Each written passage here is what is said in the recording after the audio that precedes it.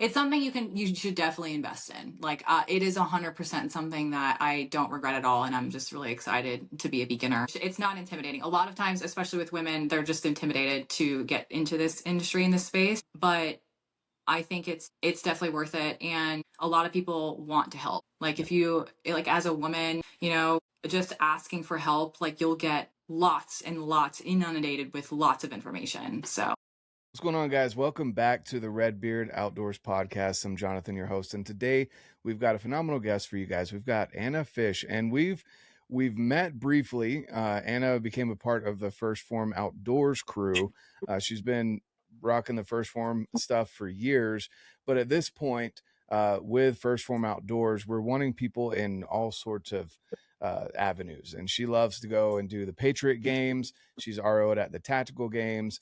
She's also running an ambulance now, or in an ambulance. I can't say you're running the ambulance. I don't know the proper terminology there, but she is all over the place, and she does training as well, and nutrition coaching. So all of that is why we're bringing Anna on as a new partner with First Phorm Outdoors, but also I want to bring her here on the podcast to talk to you guys about what she does on the day-to-day basis. So with that being said, Anna, for people that don't know who you are, who are you?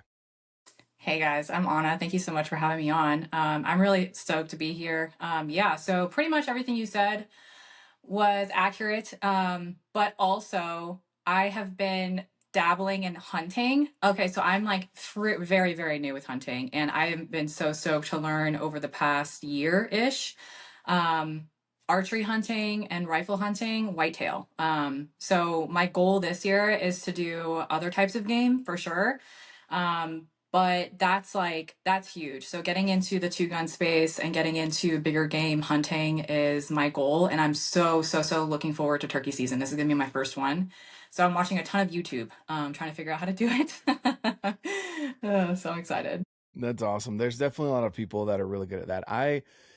There's so many things that I want to pick up, like turkey hunting. I want to really get into that, but unfortunately, I've got other responsibilities that say no. Otherwise, I would be all in on that. But yeah, turkey hunting is, the couple times I've done it has been more of a fluke almost, that we got lucky that there were some turkeys. I didn't actually dedicate time to calling and all of that stuff. So that'll be a lot of fun. What about bears? Have you looked at getting into bear hunting? Brief interruption here. I just want to let you know that right now, First Phorm has a phenomenal offer, 30 days free in the app that I personally use to check my food. As you can see there, this is my day so far today, but the app is super simple, guys. You get into the app here and you're able to track activity. You're able to track workouts if that's what you choose. If you don't have a program, like the First Phorm Outdoors. This one's the at-home body weight. Let's see, we can go through. Anyway, you can browse all the different options on here, such as outdoor workouts at home if you have limited amount of weights or whatever it might be. If you're in a full gym, whatever, guys, there's so many programs in here available already ready for you.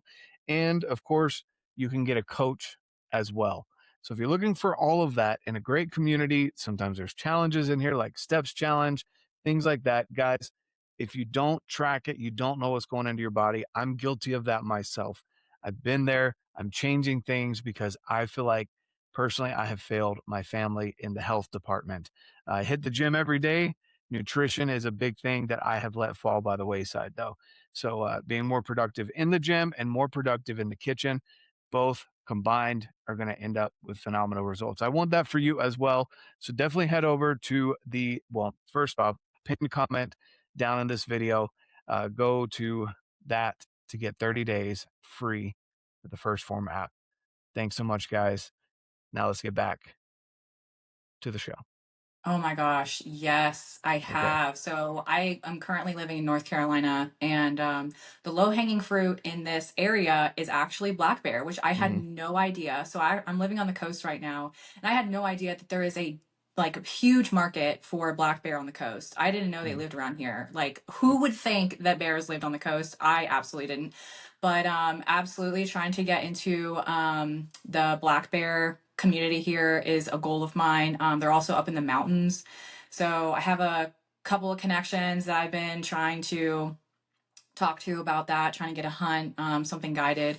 And then there's also hog here and turkey. So those are the things that I feel like, okay, super easy, not necessarily easy, but like it's, like I said, low hanging fruit for me to like kind of step into. Yeah, low barrier of entry.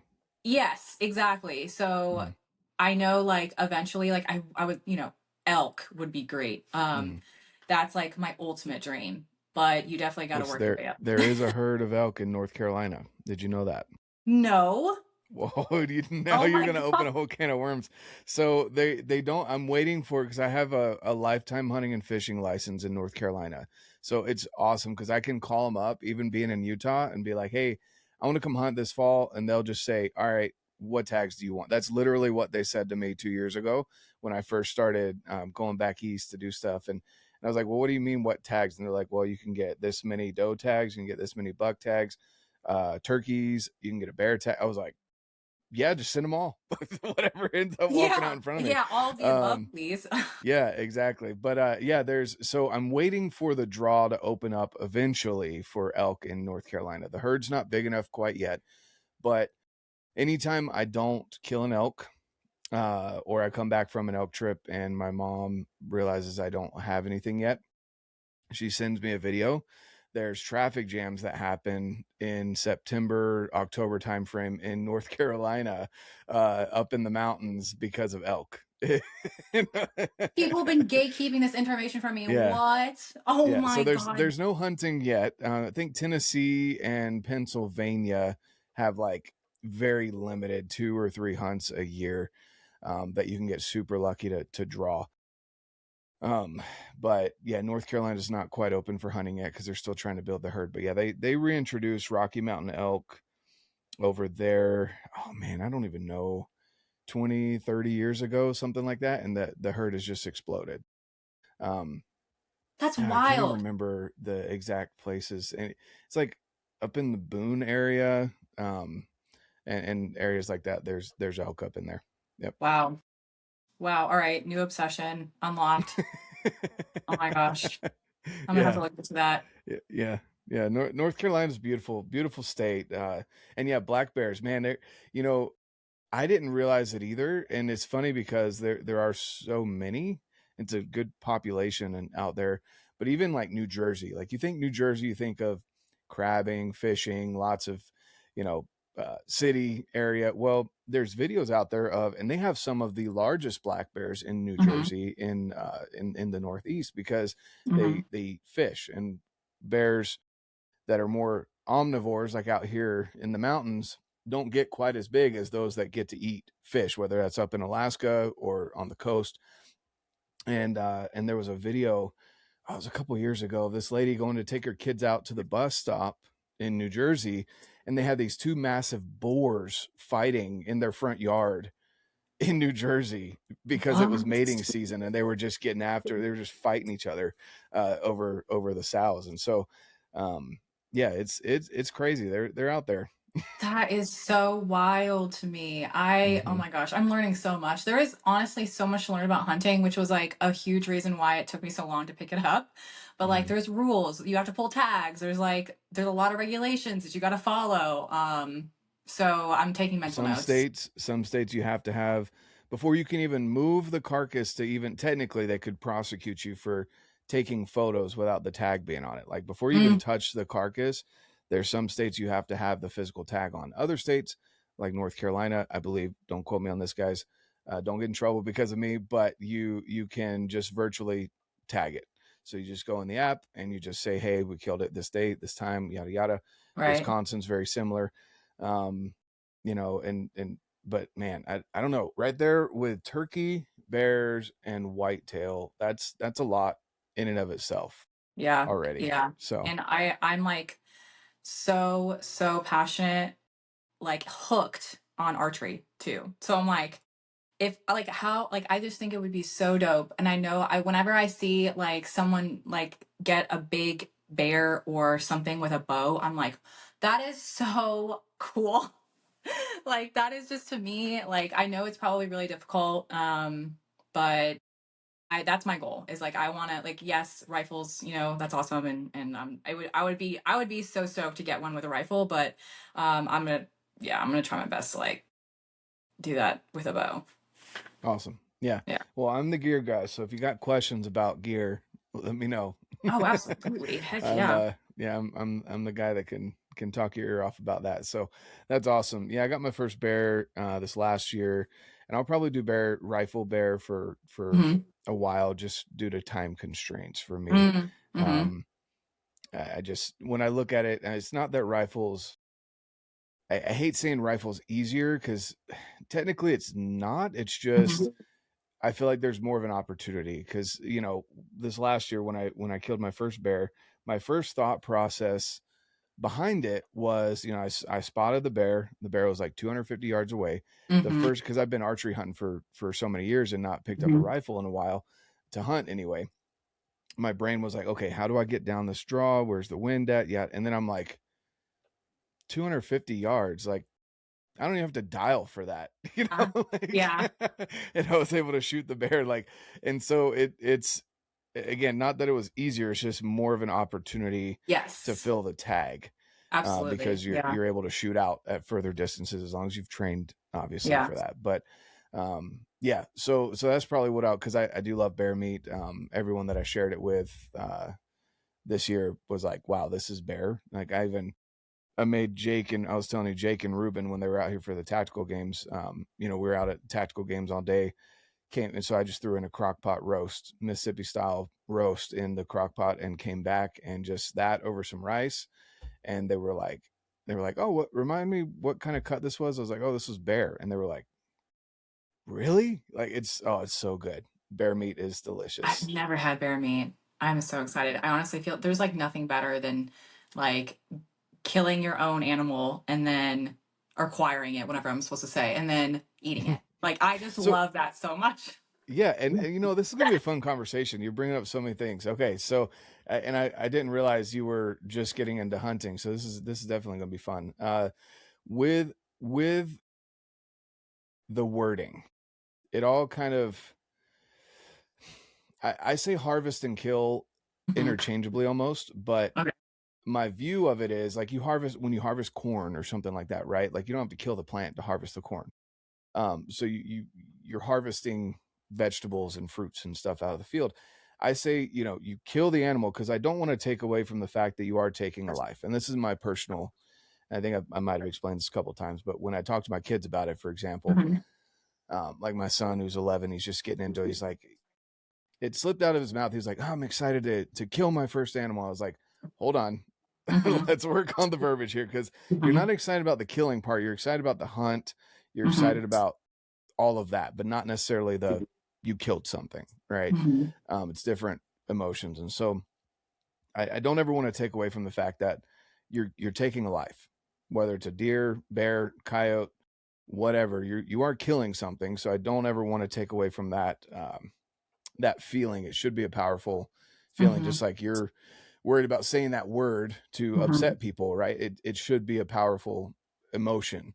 But then my opinion, you harvest the meat off of that animal, because at Mhm. that point you are gathering, you're getting the meat off of that animal, but you are killing an animal. Mhm. And that's always something that I try and teach my kids, and anyone that's new that comes with me hunting. You take a moment, if you're religious or Christian, Mhm.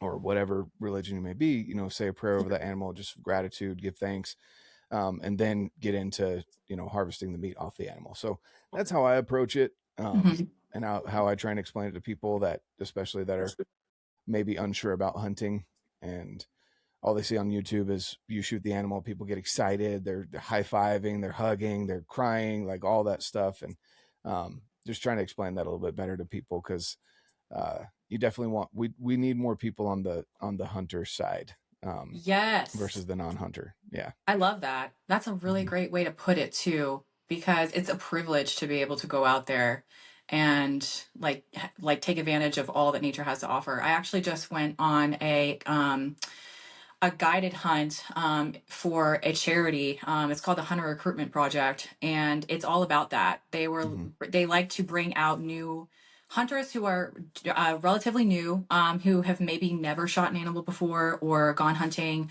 and they take them out there and they show them that there's nothing to be afraid of, that there's a lot to be grateful for. They teach them, like, what the importance of it is for the environment, and how to process the whole animal and take advantage of the entire thing. So we're not just like going out there, we're not just killing, we're not just like pulling the trigger and then like putting blood on our faces and like dancing around in a circle. Like, we're so excited about that. We're excited about the fact that we have the opportunity and the privilege to go out into nature, put in the work to hunt an animal, acquire it, and then, be thankful and use the entire thing and teach us, like, how do you process it? What can you do with all the different parts of it? How do you cook it? And it is just such a primal, like, awe feeling, like, to be able to experience that. Brief interruption to the podcast. Just want to remind you that it's important to keep your electronics charged when you're out in the backcountry, when you're on the road, wherever it is that you may be, even if you're international, whatever. You need a reliable charging source. And whether that is a international charging block, which I'm telling you guys, we've traveled out of the country a couple times now, my wife and I, and the Dark Energy battery, or the Dark Energy plug-in, I don't know the name of it, guys, but it has all the different plugs for the various countries all in one block, along with multiple USB-C and USB-A plugs for you to be able to use. Go and check that out. It is a converter block, but you can also use it here in the US. Highly recommend that you go and check that out. Use code REDBEARD to save some money. If you're just sticking here to the US and you need to charge your phone, we have the MagSafe Nano charger right here. This thing is a powerhouse for how small it is. I have the regular sized iPhone. Fits on there like a charm. You definitely want to check out the Nano. Or we have the Poseidon Pro battery pack. This thing is my trusted battery pack. No matter where I'm going, I slip this into my backpack with a charger. And most of the time, I get to share it with my wife or my kids. Or if I need it and there's no charging available at an airport, when we're driving, whatever it may be, this thing is great. And again, normal size iPhone right here, very slim. So go check out Dark Energy. Get my favorite battery pack, this one or the Nano or the charging block. Use code REDBEARD, save some money, support the show. Now let's get back to the episode. Yeah, no, for sure. And there's a lot more, you pull the trigger or you let an arrow fly. Then there's a lot of work after that, whether you're packing it out or even if you're having to drag it back to the truck, you still have to process it, to some degree. And that takes a lot of work. And I take for granted the fact, and you're familiar with anatomy, obviously. So it'll come a lot more naturally to you. Obviously, deer anatomy is different than people anatomy, but it's very similar. Like the front shoulder is not attached to anything. You can understand there's, muscles and where to slide your knife and get that up underneath there versus like the hip joint. When you're trying to break down the hip joint, where to go for the tendons and ligaments to snap those off so it'll pop off easier. Like the anatomy, it's interesting how it does. It's very similar, obviously into a four-legged animal, but it's very similar when you're breaking an animal down. Have you had the opportunity to kill your first animal and get the meat? Absolutely. Okay. I was so excited, like, about the whole process. And so, yes, my first whitetail I shot with a bow, and I was taken through the whole process of like what to do, how to gut it, how to skin it, how to cut it all down, how to quarter it, how to, all that stuff. And I was just like so excited about it. It was just, I feel like I've always been like the type of person where I want to know like where the sausage is made type of like attitude. Like, I think as humans we're so far removed from where our food comes from, and to be able to see how difficult it is to get your own animal, like go through all the process and then eat it on the same day. There's so much more gratitude in the whole process. We've been doing it as humans for so long, but so many people like shy away from that. And they'll have a steak at a restaurant, but they don't want to know how it's made. Like, they'll have maybe some meat, but they don't want to know like how it got there. So yeah, no, I'm all about getting down and dirty, elbows deep. Awesome. Yeah. It's a very interesting process. And then even when we do steaks and stuff, like I'll show the difference in the fat content, you know, Mm-hmm. of venison versus a cow that you get off the, you know, off the shelf at the grocery store. And Mm-hmm. even then, when we're running low on meat, I always try and get, you know, a quarter beef from our local butcher or something like Mm-hmm. that to support them, but also to know where the meat's coming from, rather Yeah. than a place where they're pumped full of antibiotics and Mm-hmm. grass fed and grain finished and, like, you know, Yeah. all the stuff that goes Yeah. into Isn't that it. funny? Yeah. Yeah, it's interesting, but it's cool to know where your stuff comes from. Um, awesome. I guess you know, with that, how talk to us a little bit more about why you got interested into hunting in general. Like what brought that about for you? I've always been like, ever since I was a kid, I've always just been like really outdoorsy, I guess. I've always been, I guess like back in the day, they used to call girls who liked to do guy things tomboys. Mhm. I don't know if they still I do hate that, that but you I say was back definitely in the day. back in the day, you know. Like we were Um, so, oh my I don't gosh. know if they call them the same anymore. Back in the day with landlines and Tamagotchis and, you know. Yeah, yeah, mixtapes, CDs, Yeah. yeah. Yeah. So I was definitely like a tomboy, and I've always been interested in the outdoors. My dad was Army, and so I mean, he loved being outside, and he taught me how to shoot. He would take me fishing, and I always that was like my most fond memories. But with his job, he was gone all the time, like constantly Mhm. deployed. He was a hunter, and he loved hunting, but he didn't get to do it that often because he was just never home. So it was always something that I wanted to learn. I just love being outside, and any excuse to be outside, I'm like, yeah, absolutely yes.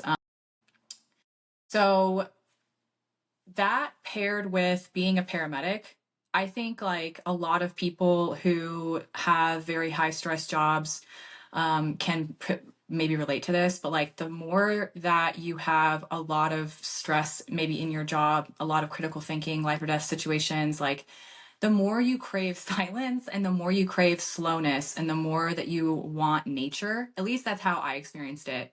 And so hunting was just kind of like something that I thought would bring peace. And so I really just started like talking about it. And through my business online, I just naturally met a lot of people who are into hunting. Like if you're into fitness and like outdoor stuff, you're probably going to be into hunting to some degree. So through meeting a lot of people like that, I got the opportunity to get my first bow, and then go whitetail hunting. And the first time that I sat in a tree stand, I was like, man, this is amazing. I don't like when I was a kid, I used to climb trees all the time. I thought it was so fun to just go outside and climb Mhm. trees or go hiking in the woods. And I was like, it was almost nostalgic to sit in a tree. I was like, when was the last time I sat in the woods in like silence? You know, like I feel like people, you know, you go on a hike or whatever, but you got your headphones in, you're probably listening to something. But I was like, I don't remember last time I just listened to the wind in the trees. And I was like, this is so cathartic. This is so amazing. And yeah, I've been hooked ever since. That's awesome. Yeah. That's really cool. It's you know, sitting there in the silence of the woods, or even being up on the mountain, something that I love to do when I'm sitting there when the sun's coming up and you kind of start to hear everything waking up. The birds usually are kind of the first to start. You hear them, and then the sun starts coming up a little bit. Then you hear scurrying of, you know, the mice and the everything Squirrels. else that's going around. Yeah, squirrel. Oh gosh, Oh my yes. gosh. I Yeah, hate speaking of noises. squirrels. Yes, it is awful. Yeah, Um, actually that is awful. oh man, I can't even. You know, they make these little blow dart guns Mhm. that I've been really tempted to buy and just have in my pack. Um, it was interesting because this last year up in Wisconsin, I didn't have the issues with squirrels that I had the year before. The year before, I literally sent a broadhead through one because I was so tired of him. Just like, I was Yeah, like, that's low leave key me flex though. That's a alone. flex. Oh my gosh, to be able to Yes, shoot a squirrel with the profit is dude. He actually he dope. was sitting there and he would not stop, and he'd climb the tree, he'd get to my eye level, like the tree across from me, and just stare at me and just scream. And I'm Mhm. like, bro, come on. Yeah. And so finally I was like, all right, like it was past the time where deer were going to come through. And so I was about to get down. This was on the morning. and he was still just screaming his head. I was like, you know what? You're asking for it. Yeah, he was asking for it. I think it was At his that time. point, you were asking for it. Yep. Yeah. But I've never had squirrel meat, but I hear it's good. There was not much left of that squirrel. It was a big expandable broadhead. And so there wasn't much left of him. He was squished like a bug. I could have done like squirrel brains and eggs, I guess. I heard that's a thing growing up in North Carolina, out in the country. I wasn't that interested in it. Yeah, there wasn't much usable meat on that squirrel. Maybe his hind legs or something, but it was more of a, you need to shut up kind of deal. Oh, that's so funny. But no, I've heard of like people taking pellet guns out there and stuff. Yeah, and just, or like a suppressed 22. Massacre. Yeah. Okay. Yeah. Yeah. That could but work. No, they make these little blow dart guns that you can get, and they have like almost like an AR style sight that pops up from it, so you can like line it up and nice and just you can get the squirrel. Yeah. Oh my God, that's awesome. But I don't know if this year was just cold enough or I was in the right spot. I didn't deal with the squirrels like I did the year before. Or they knew I was not happy with them, one of the two. They were like, oh, that ginger's coming back through. We need to leave. but man, they sound. We heard about that guy. I know. They sound like deer. It is so freaking annoying. And then there's even times where you're like, okay, I've figured it out. Like, that's a squirrel. They're just the way they're going, that's a squirrel. Yeah. And then it's almost like they learn how to walk like deer. And then they're like, and instead of like scrambling, they're like it. And I'm like, okay, that's a deer. And I look and it's a friggin' squirrel again. I'm like, okay, awesome. Cool. Yeah. So, yeah. They're so fun. The last squirrel story here. I set up in the dark. I was using a saddle for elk to sit over water. I set up in the dark, and then I start hearing, and I realized as the sun was coming up, there was a hole right about eye level in the tree. I'm like, okay, maybe it was some old bird. Like, it didn't look like there was anything in it, so I was like, whatever. About 9 o'clock, I start hearing this chirp, chirp, chirp, chirp, chirp, chirp, like right in the hole, and I was like, oh my gosh. And then I saw this little furry head pop up and then go back down, and I was like, oh man. And then I heard her little babies in there, so then I was like, okay, now I feel bad. So I put it was hilarious. I took some of my trail mix, I put a little cashew right on the little entry just to see if she'd take it, just trying to be nice, trying to and she popped her head up and she like sniffed it, and then she literally took her little hand, which they look like little human hands. Yeah, they do. And she just went and punched it right back out at me. I was like, oh, you're such a jerk. She said, try next time. Yeah, try better next time. I was planning on doing a whole day sit that day, which I did, but I was getting tired at about 1 o'clock, and I could tell she was getting restless. Like, I would lean to one side of the tree hoping she would crawl out and do whatever she needed to do to take care of her babies. So I finally just got down and took a nap at like 1 or 2 in the afternoon, and saw her come out of the hole and everything, but she wouldn't come back. And I'm like, oh, well, I need to get back up in the tree. So I got back up in the tree, and then of course she's like scrambling around trying to get back in the hole. And I'm like trying to like lean as far as I can. Anyway, she finally like trusted me enough to where she actually ran down and got in the hole with me right there. Like it was a whole day of squirrel adventures. No elk were seen or harmed that day. But it was a lot of fun messing around with that squirrel that day. It was hilarious. Yeah, it helps the time pass. Oh yeah. But anyway, I don't even know how we got talking about squirrels, but man, they're fun and annoying all in the same.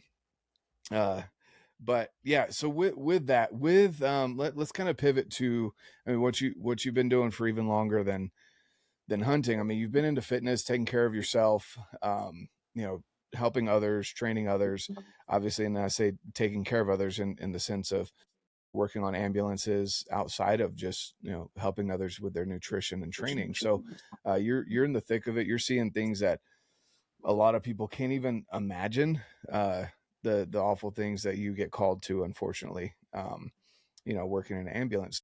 I guess walk us through a little bit there. What got you into, first responder, wanting to work on an ambulance? Are you an EMT? I guess I don't want to put a wrong title on you, but that is so sweet that you asked, because we love it when people ask that. because there's a huge difference between an EMT and a paramedic. So Okay. I am a Yep. paramedic. But I did start at the bottom. So I got my EMT basic, and for Mhm. those people who are in the space, they know that the next step is an EMT advanced. So Okay. it's like a step above a basic, and then I got my paramedic. So I've Okay. done all levels. I also even got my EMR. So that's like EMR is like floor, and then basic EMT, advanced EMT, paramedic. I appreciate you asking that. That's very sweet. Well, Man, I understand, like, again, growing up around military and first responders and stuff, I'm like, I don't ever want to mislabel someone, because I know, like you were just saying, yeah, and then there's it's a awkward for difference. you to try Yeah, and like correct that. But yeah, there's a lot of work that goes into just being an EMT in general. But then the next step, EMT advanced, which I didn't know was mhm, a thing, and then yeah, paramedic is even so. I never try and mislabel people for that reason. There's yeah. a lot of work that goes into it, and I have a huge respect for anyone that's willing to go out there and deal with the crap that you guys have to deal with on an ambulance. I mean, you can get everything from, someone with a freaking sprained ankle all the way up to, domestic violence and someone that's dead that you're trying to, Mhm. revive. So Yeah. it's crazy the amount of stuff, and you never really know what you're getting called to either, Mhm. as you're getting into it. So Mhm. what got you interested in that in general? Because I have zero interest in ever doing that job. So Honestly, I never saw myself doing this. Like mm, I came up about it in a very roundabout way. I'll try to make this like long story short deal. So I was a swimmer my whole life. I actually swam in college. So I've always been very athletic. And when I graduated college, I kind of had like a little mini identity crisis of like, who am I? I was very much like, what am I doing with my life? I don't even know if I want to use my degree, like 99% of people. And so my thought was, okay, all I know is that I'm really good at swimming. And so I heard about this career field where you can actually work as a lifeguard on the beach and make pretty decent money. And if you're really good at swimming, they'll hire you. yeah. So I That's not an easy literally, job either. I don't know if no, it's anyone's not. ever dealt with, like, it's cool to play on the beach and stuff, and but any type of riptide, any type of current in general, if you're out there swimming and then you realize you're like 300 yards from where you were and you were like, holy crap, I didn't even realize this happened just Mhm. from being out there boogie Yeah, boarding, body yeah, surfing. yeah. Things can happen Yeah. quickly for sure. Oh, yeah. But like, yeah. So I graduated from school, and I was like, I don't know. I guess obvious next step while I'm figuring things out is I'm gonna go do ocean rescue. Like that sounds awesome. So I actually went up Yeah, to that's very obvious next yeah, step. yeah. Obvious next step. I was like, I like hard things, and ocean rescue sounds hard, so let's go do that. So I actually went up to. I had a connection that got me in touch with this ocean rescue department in Delaware. So I actually went to my first ocean rescue job in Delaware. So I worked there for about a year, learned a lot. Ocean rescue is no joke. It's very intense. And you can get in some very sticky situations, but I loved it. I was hooked. I was like, this is awesome. So that was like my first introduction to emergency care. Like I never thought I would ever go into medicine. I never thought I would ever be interested in anything in that field. I actually got a business degree. So then when I started doing ocean rescue, inevitably working with the general population and like, emergency situations, you're going to have to probably respond to something medical or something. So then I wanted to be closer to home. So I literally I Googled ocean rescue in North Carolina, and Wilmington popped up, and they were like, we're hiring this summer at Wrightsville Beach, in North Carolina. So I moved here, didn't know anybody, and tried out for the team. Cause you have to try out, tried out, made it. And I've been here ever since. But my first real medical call that I was exposed to really made me realize that I wanted to be prepared. That feeling that you have as someone who is ignorant in an emergency situation is extremely unnerving for me. A lot of people can probably relate. Like when you don't know what to do and something's happening right in front of you, that feeling of not being able to help and being out of control is terrifying. So I felt that for the first time ever. The first time that I was assisting in a young lady who unfortunately was sitting in the shore break. The shore break got her and flipped her, and she unfortunately hit her head on the sand, because sand can actually be like pretty hard like concrete. She immediately broke her C-spine, and so she was limp. She was still breathing, still responsive and stuff, but she was paralyzed instantly. And it was something that I was like, you know, if something went down like that, I would be terrified. So then I actually I went and got my EMT basic, and I was like, you know what, at least I want to have my basic EMT. I'm CPR certified, but I want to know more things. So then I actually, the department that I work for at Ocean Rescue is attached to the fire department. So I started working as a volunteer firefighter for Riceville Beach Fire Department. And that's when I really got immersed into like 911, the system. So as a volunteer firefighter, you're kind of on call, and you go if there is a fire, but all firefighters know, like, probably 80% or more of the calls they get are medical related. So I got, I'll never forget the first time that I saw like someone who was unresponsive and actually perform CPR. That was the first time that I was like, okay, having my basic is great. But when the paramedics, I will never forget the feeling of relief. When the paramedics walked into the room, it was like the family members, all the basic EMTs, the firefighters, everyone just like, there was this just sense of like calm, like the paramedics are here. Thank God. Like, oh my God, everything's okay. Everybody, it was just like, I immediately in that moment thought to myself, that is exactly what I want to offer to people. That's exactly how I want them to feel when I walk into the room. That's the confidence that I want to have. I want to feel capable, and I want to put people at ease in the most chaotic like situations. From then, that's when I realized, all right, I'm going all in. Like, I'm diving into this, and that's when I worked my way up to going through school for advanced EMT, and then worked 911 here in New Hanover County. And then while I was working, I also went through paramedic school, which took a whole lot of time, and then started working as a paramedic. And yeah. Wow. I said long story short, but I think that was long-winded. My bad. Yeah. No, you're good. There's a lot of different moving pieces. So how long, we'll just see, timeline from when you became an EMT to when you became a paramedic. What was that timeline? So EMT takes about, I went through like a fast track program. It took me like 4 months. So I worked as an EMT basic for the hospital for probably a year. And then I went through EMT advanced school, which is about 7 months. So that took me through a year and a half ish. And then after that, I worked for as an advanced EMT while going through paramedic school, and paramedic school was about a year. So overall, it took me about 2 years of schooling to get from basic, from knowing nothing to my paramedic certification. Okay, 2 years. Some people can't even hold a job down for that long. It was rough. Yeah, that's a lot. That's a whole lot. Wow. So as a paramedic, I guess kind of break that down for me. What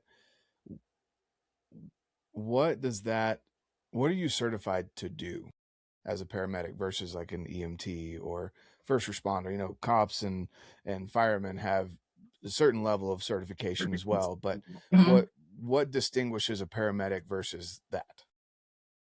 Brief moment here, interrupting the podcast to remind you of another amazing partner of the show, Grizzly Coolers. Grizzly Coolers, guys, they are fantastic. Well, they're more than just coolers. So Grizzly. If you're in the Midwest, East Coast, or even in the West Coast, if you have a place for a place to put a permanent stand, box blind, they have amazing blinds. They have troughs if you're looking to put up water. I don't know the technical name for that.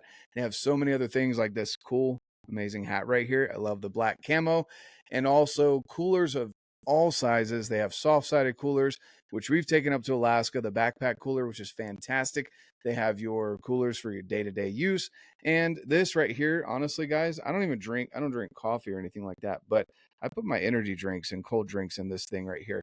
It is fantastic. Look, slide, super smooth, and it is magnet. So super easy to clean right there. There we go. Got it to focus. All right.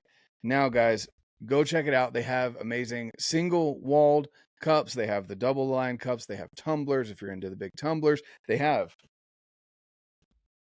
the gallon size monster jug if you're looking to get a gallon in a day of your water. So all of that, guys, you can go and check out Grizzly with code REDBEARD. Save you some money, support the show, support amazing partners. USA made coolers, fantastic. I trust my game meat. I trust my family's camping trips with them. And they're made for box step-ups too, guys. If you need a box step-up, go grab one. Check out Grizzly coolers and Grizzly drinkware and Grizzly everything. Go check it out, guys, with code REDBEARD. The link down below. Thank you so much for the support. Now let's get back to the podcast. So paramedics are the like highest degree of pre-hospital care that you can have, certification wise. There are nurses that in some counties in some parts of the country that do respond, but typically and traditionally paramedics have the highest level of pre-hospital care. So I think the big differences in a basic EMT or a lot of firefighters are only basic EMTs, just because of the way that reciprocity is and things of that nature. A lot of fire departments don't have the capabilities of having paramedics in-house because of like medical direction and just a lot of things. So they're basically allowed to do like CPR, very basic life-saving interventions. Paramedics are allowed to give drugs. They're allowed to do advanced level cardiac care. They can do advanced level airway management. So like cricothyrotomies, needle decompressions, intubations. We can start IVs, give IV fluids, and medication. So basic EMTs are awesome. I worked a lot on, I say this all the time, like I worked in New Orleans for a little while as a paramedic, and that was a huge experience. But in that area, those trucks are always paramedic and EMT basic paired. So in every ambulance, there's always at least two providers. In the county I work in now, it's usually paramedic and paramedic. But in New Orleans, it's paramedic and basic EMT.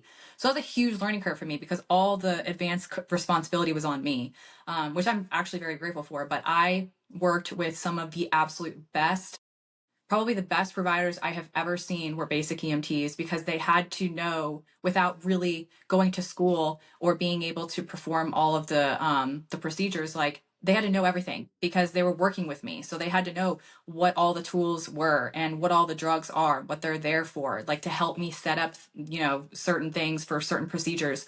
Some of the absolute best providers are basic EMTs. And because also too, like, a lot of things can be solved with basic life-saving support. Like basic level support a lot of times is the best thing to do. And sometimes people are a little bit too aggressive to like get into the sexy fancy like intervention.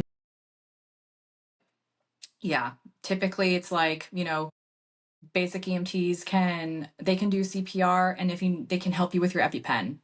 If a paramedic's on scene, they can start an IV, push drugs. They can electrocute you. They can they could put a tube down your throat. Yeah. Okay. Yeah.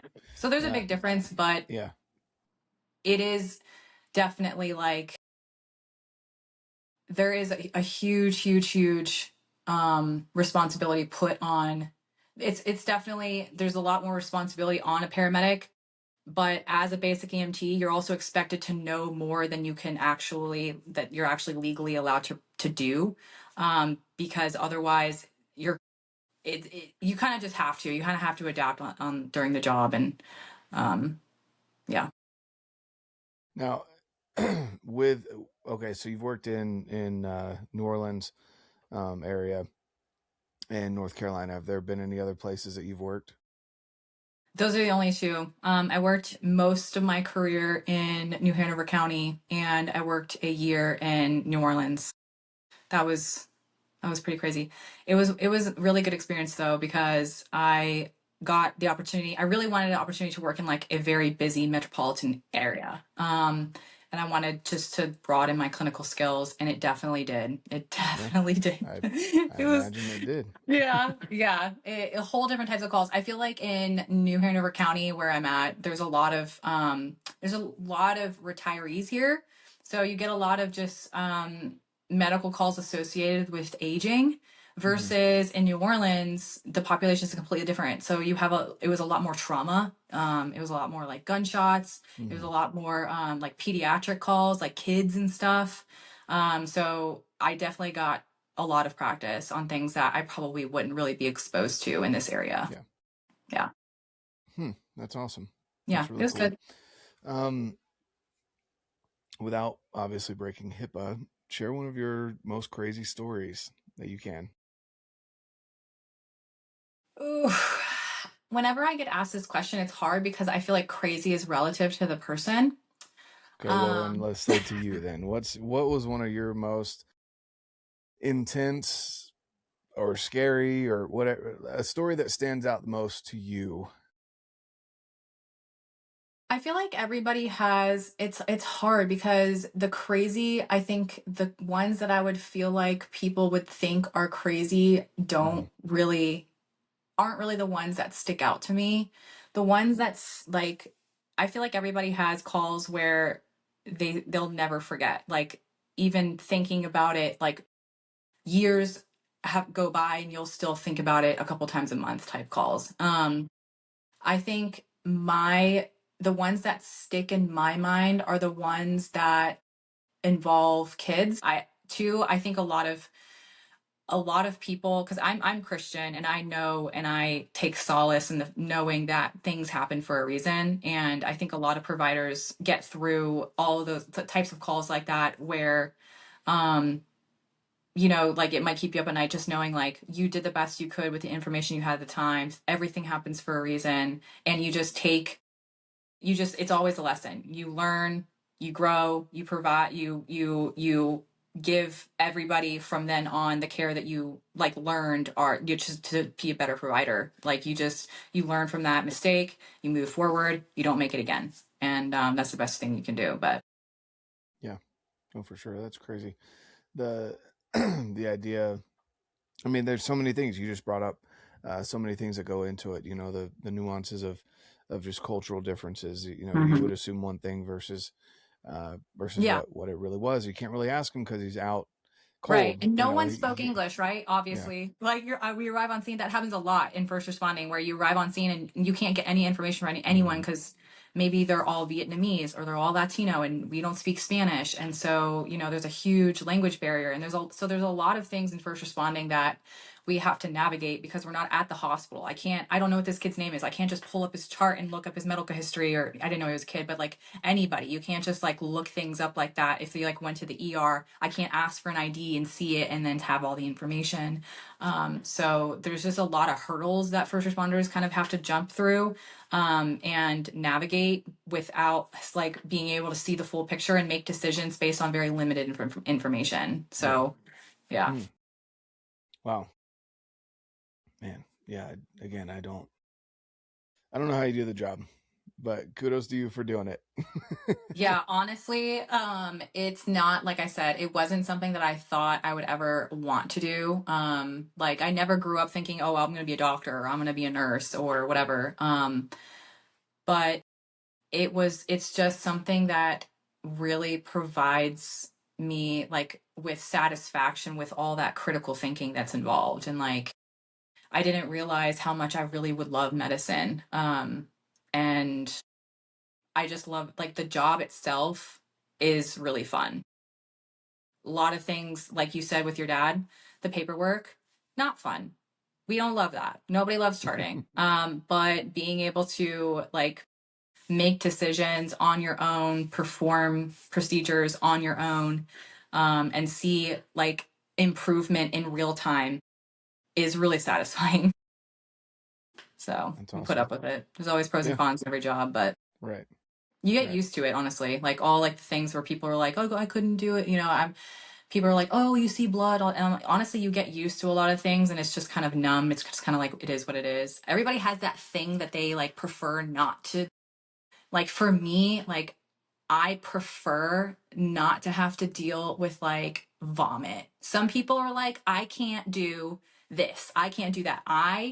Can't I can't do drunk people like that. I'm like, hey, I look at my partner like, you got this, because I am going to throw up back here if they throw up. So yeah, you figure out what your things are really quickly, Just take the vapor rub, put it under your nose. Yes. Oh my gosh, there's so many tricks. You can take alcohol swab and just kind of put it here. You have to be discreet because you don't want to offend anybody.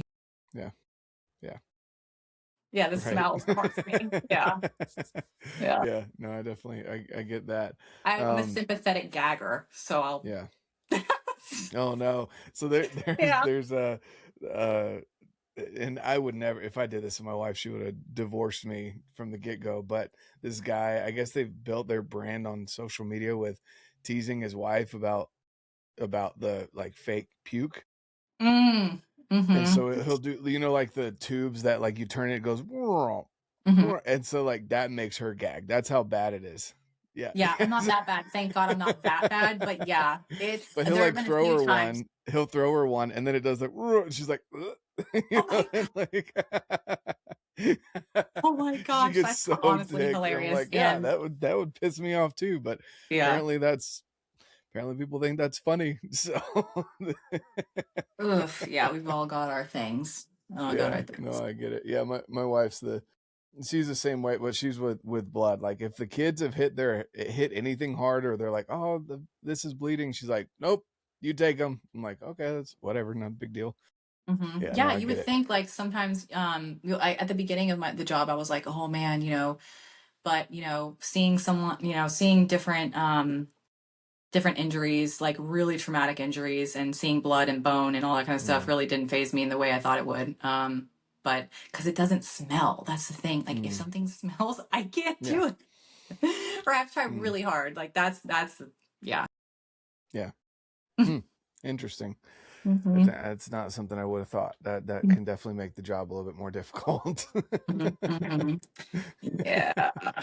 All right. Well, with that, let's shift to training. You do training and nutrition coaching for people. So I talk a little bit about that. What I mean, naturally you were doing that yourself, obviously, but what made you want to do that with and for other people? So I've been coaching CrossFit for a long time. And then I got my personal training certifications. And I started doing nutrition coaching, while I was working EMS, and just seeing how sick a lot of my coworkers are, seeing how sick a lot of the people in the hospital are, not like the people that work there, not like the providers, are hanging on by a thread, and being very genuinely like, everybody wants to be healthy. We want to feel good. We want to have energy. We want to think clearly, but a lot of people just don't know how to get there. And a lot of the advice that we're given, like in general, like on like the internet and things, just don't apply to people in shift work. A lot of the protocols that you would assume like a lot of people are trying to implement in their lives, like on the ambulance and in the health, like in healthcare, just it can't happen because we don't get lunch breaks. Like we don't know when we're going to eat again, and we sometimes get off late. And so seeing that over and over again, and seeing how hard my coworkers are trying to be healthy, and seeing how like sick everybody gets, and then it affects your mental health, it affects your burnout, it affects the longevity in the job. It can affect the way that you provide care. Like I was like, you know what? I've found some success. I have found some tricks that have helped me a lot, and I really think that I can help a lot of people who are first responders, military, veterans, healthcare workers, or just busy people in general, moms, people who just don't have a lot of time and have tried everything and still not working. I think I can help them. I can provide an alternative that isn't conventional, because the conventional advice just sometimes makes things worse. Like freaking fasting, or paleo was a big thing for a while. And don't get me wrong, things like that can work for some people. I just don't see it working a lot for shift workers. It doesn't mean that doesn't work, but interesting that you say that, because I hear whenever it does come up, because that is a valid concern, but I hear that like the intermittent fasting is something that works really well for shift workers because you don't know when you're going to eat. So you just don't eat during your shift, and then you get it all in within a couple hours after, or your set, whatever your slow time or whatever it is, you've got to set hours that you can eat within, but not a strict 5-meal plan for the day or anything like that. So hearing you say that that's not the best, that's interesting.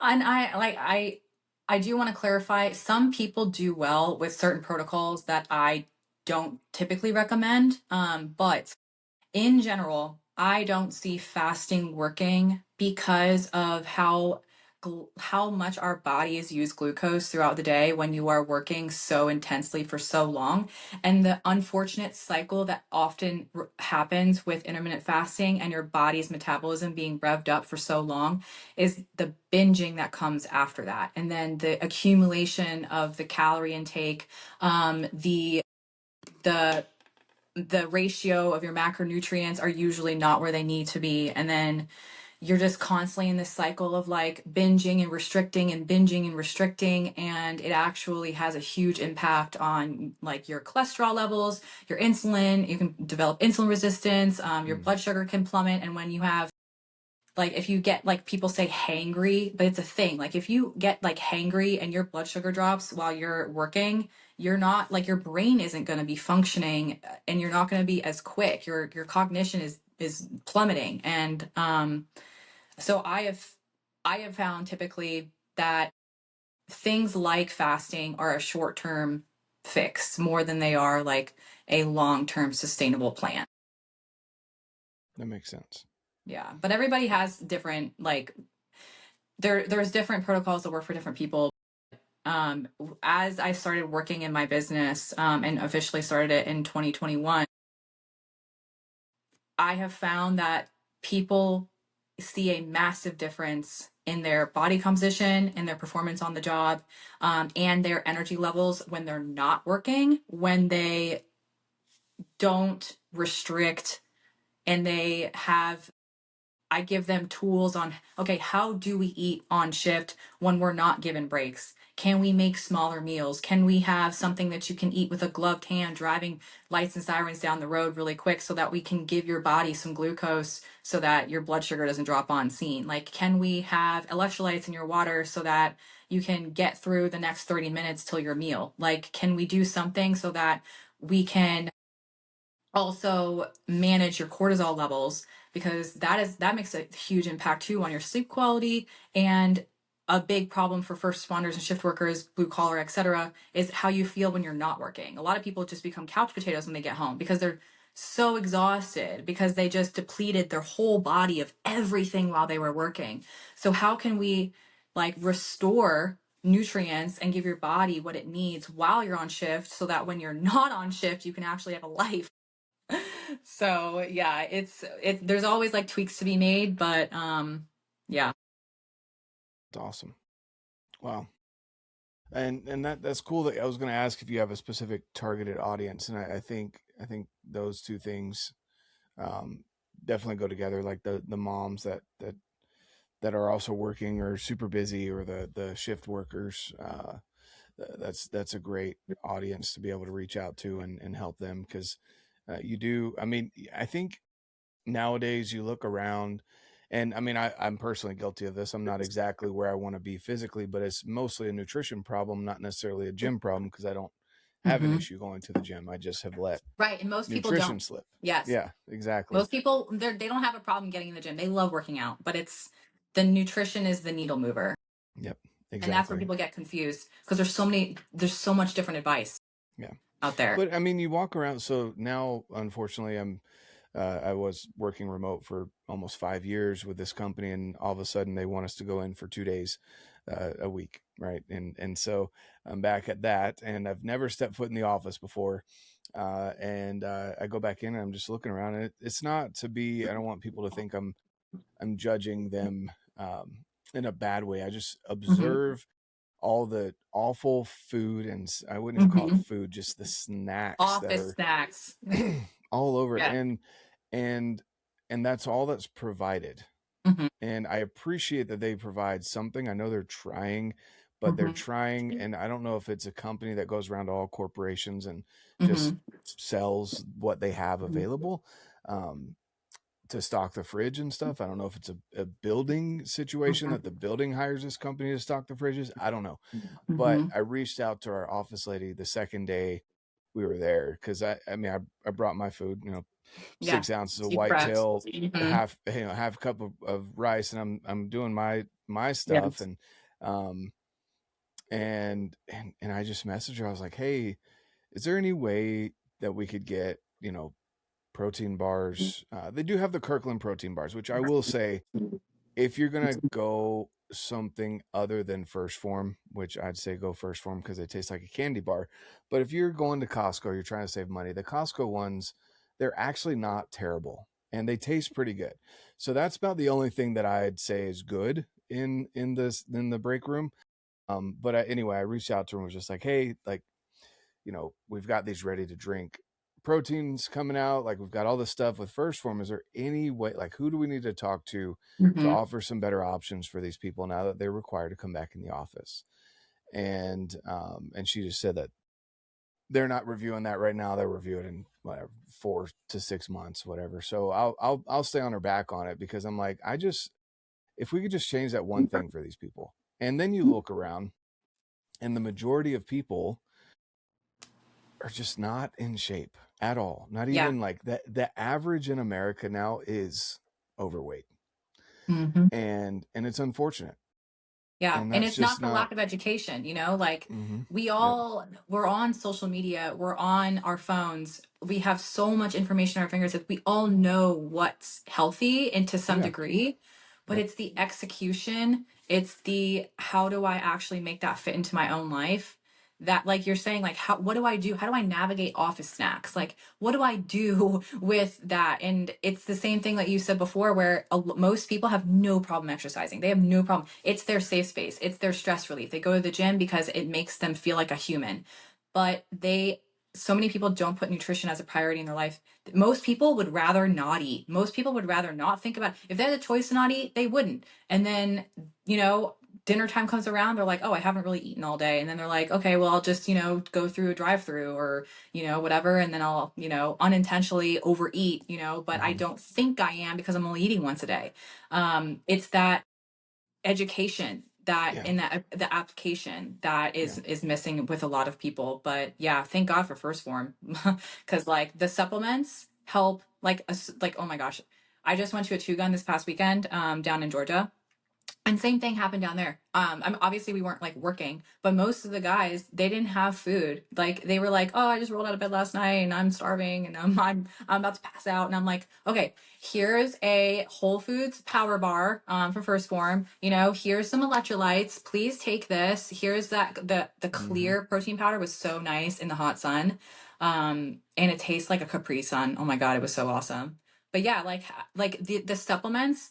And people don't even realize like how easy it is to have like good whole sources of nutrition at their fingertips, because I don't know, the nutrition isn't on the forefront of their mind. They're not thinking about the planning ahead. They're so stressed about their job that whatever the job is, that when they do get a moment, they're like, oh, this sounds good. And at that moment, a Snickers or a granola bar or whatever sounds good because it's sweet, right? Or whatever. You don't want to go put something in the microwave. It's right there. It's convenient. Yeah, exactly. And the thing is, and I'm starting to, I want to figure this out, like a solution for this, but people are so willing to pay so much money in gear. You're getting into hunting, you're understanding this, how much stuff costs, but they won't spend a little bit of time and money on themselves. And on top of that, I've been doing this with the kids a lot, because every once in a while we'll go out to,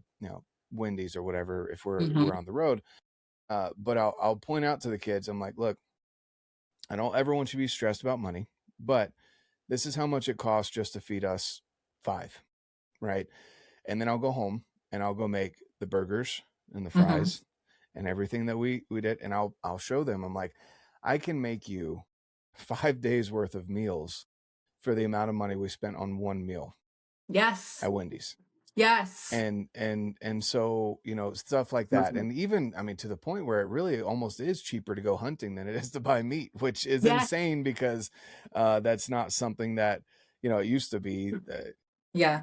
You can't really pitch that to your spouse that it's cheaper to go hunting. It's not, guys, don't do that. Like by the time you pay for all the gear and you process the meat and everything, it comes out to a little bit almost more expensive than organic beef, right? But anyway, all of that to be said, yeah, it's something that, you know, or if they're going out to eat, right? They're going out to eat there in the office at the office building next door. You know, they're paying $15 for a burger. They're paying $20 to more on a meal for lunch. I'm like, guys, like I've started offering people around, like, hey, do you want me to bring you, like, have you ever had whitetail before?